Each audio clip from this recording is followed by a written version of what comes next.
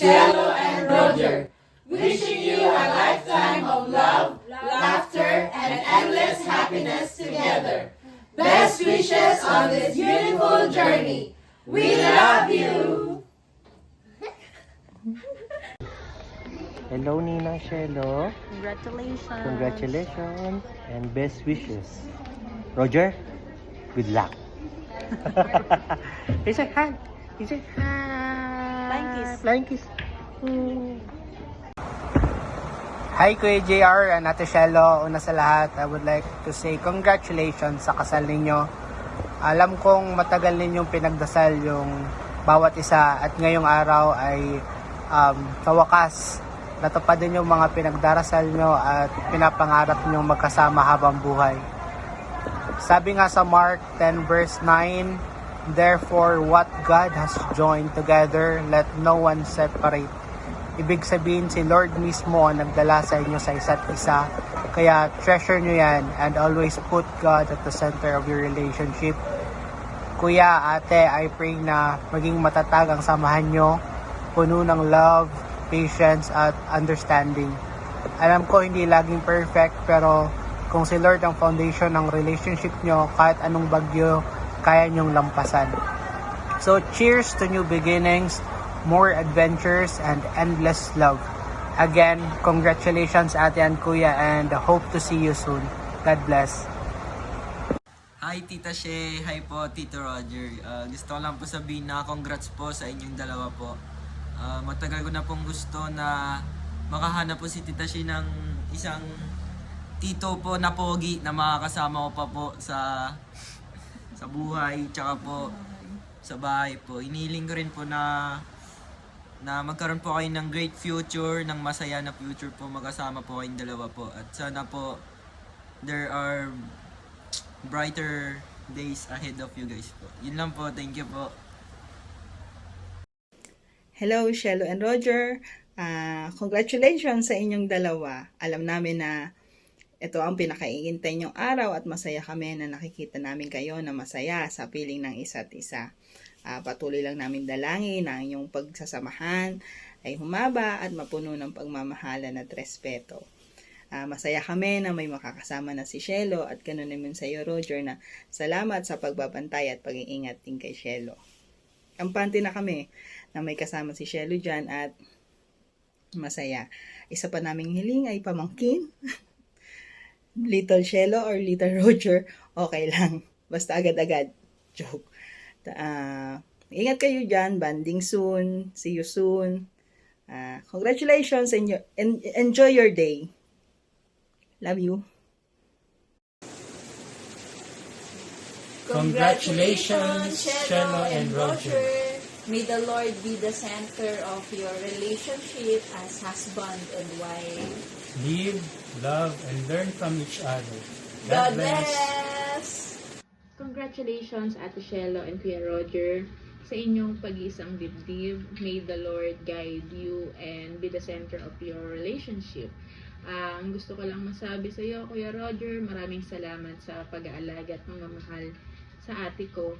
At habaan mo nawa ang iyong pasensya. Dahil at times, alam mo naman, lahat naman ng tao nakakaramdam ng problema, ng lungkot. Ang hiling ko'y damayan mo lang siya pag siguro medyo napapagod kapag trabaho. At alam ko naman na nandiyan ka naman palagi para sa kanya. Hindi ka lugi dyan. Mabait, mapagbigay, mapagmahal, maalaga. Yun, ganun si Ate Shelo. So, blessed ka kasi sa'yo siya binigay ni Lord at alam ko Ate Shelo na blessed ka din dahil kay Roger na nandiyan palagi para sa'yo. Magmahalan kayo at huwag niyong susukuan ang isa't isa. Nandito lang kaming pamilya niyo para i-guide kayo, ipanalangin kayo sa inyong pagsasama. Hope to see you soon. Of course, we will see you soon and congratulations ulit sa inyo. Hi, Shelo! Congratulations! Kung alam mo lang kung gaano kasaya yung puso ko ngayon, eto na panibagong chapter na ng buhay mo and ibinigay na ni Lord yung lalaking destined para sa'yo. And truly, God's plan is perfect. You deserve this love that is deep, kind, and rooted in faith. And to Roger, hindi pa man din tayo nagkakakilala. Gusto kong malaman mo that I am truly happy that Shelo found you. Alam kong ipinanalangin niya na matagpuan niya yung pag-ibig na deserve niya. And ikaw na yung makakasama niya sa panibagong journey ng buhay niya. Please, love each other fiercely, forgive quickly, dahil hindi may iwasan, minsan may hindi pagkakasunduan. And please, keep God at the center of your relationship.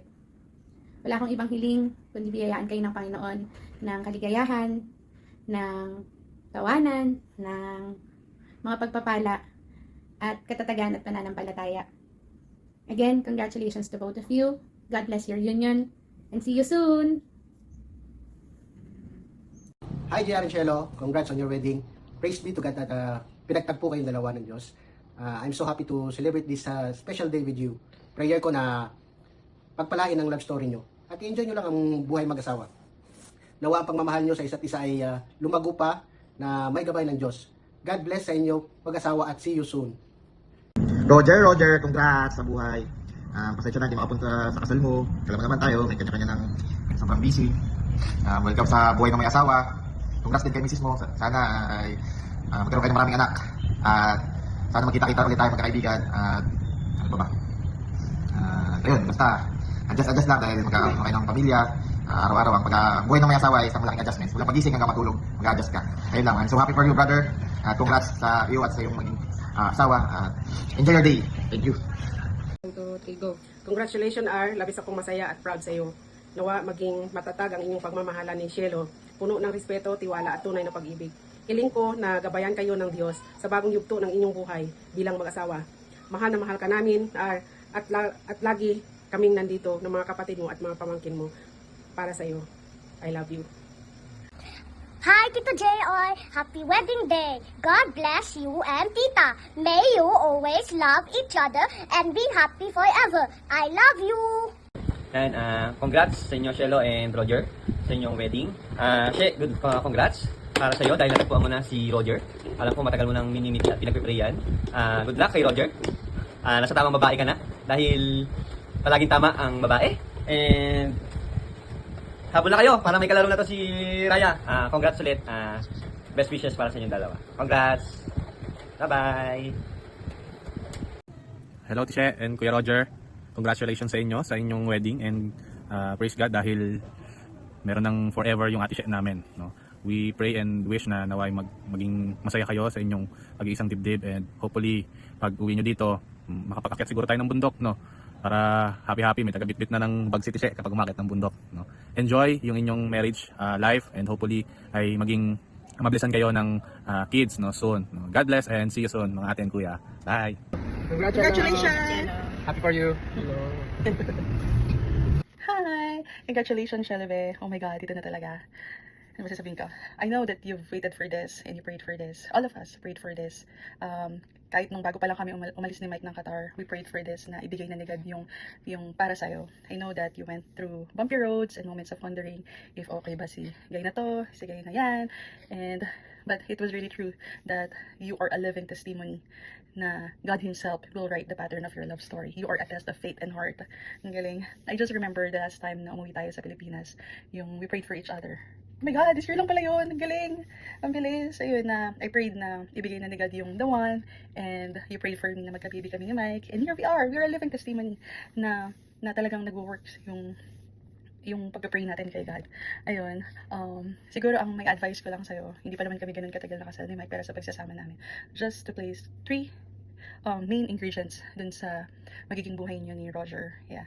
Number 1, God. Number 2, love. Number 3, and respect. Now, just put God at the center of your marriage and always show love in the midst of a difficult situation and always respect Him. Try mo yung halimbawa kahit nag-aaway kayo or naiinis ka sa kanya, at the end of your conversation, magsabi ka kahit galit ka na I love you. It will work. Ayun, parang alanganin man sa sitwasyon, but just try it. Madidissolve ko ano man yung pinag-aawayan niyo. Ayun, and my message for Roger, kahit hindi pa kita nami-meet, sana alagaan mo si Shelo, kasi treasure yan, one of a kind lady yan. Ayun nga. Ayun, again, congratulations! Hi Shelo and Roger, congratulations on your wedding day, and we are so happy and blessed to see you both being united as one, as husband and wife, and as your friend, sobrang masaya ako para sa'yo. We've known for each other for quite a while, like almost a decade, and this is the day that the Lord has made for you both, and finally, the Lord has answered your prayer, our prayers. Kasi ito na nga, this is the day of your marriage, and praise God kasi your prayers have been answered, our prayers have been answered na, and no more crying moments na. Yung crying moments ngayon is really tears of joy na. So yun, and hindi ko man kilala si Roger, but I know God has chosen Roger for you, and I know that you both will gonna be a wonderful couple. And may the Lord bless your marriage, and I know you guys will gonna be an awesome parents in the future.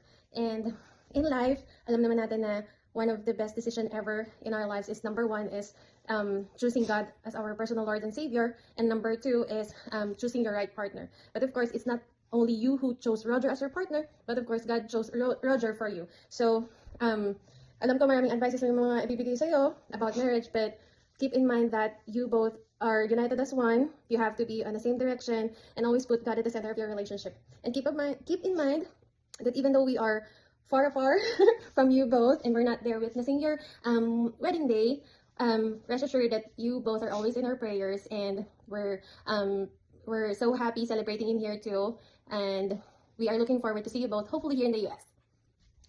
Hi, Shallow. Congratulations on your wedding day. We are so incredibly happy for you. You have waited patiently for this beautiful moment, and it's amazing to see everything comes together in God's perfect timing. As what Glenda said, two of the best decisions we can ever make in this life is giving our life to Christ and choosing the right partner. And today, we celebrate both with you. Your marriage, may your marriage be filled with love, grace, and faith, anchored always in the Lord who brought you together. As the scripture reminds us, a cord of three strands is not easily broken. Wishing you and your spouse a lifetime of joy, laughter, and unending blessings. Looking forward to meet Roger in the future. God bless you both. God bless you both, and hope to see y'all. We love you. God bless. Mwah. Hi, Roger. Hello. This is it. That's it. Congratulations sa inyong dalawa. Dumating na yung araw na pinakahihintay nyo. Ito na. At alam ko, napakasaya nyo. At lalong higit ako dahil wala akong ibang pinanalangin sa Panginoon na karoon si Shelo ng lalaki magmamahal sa kanya. At ikaw yon, Roger. Alam ko, hindi mo pababayaan si Shelo at mamahalin mo siya.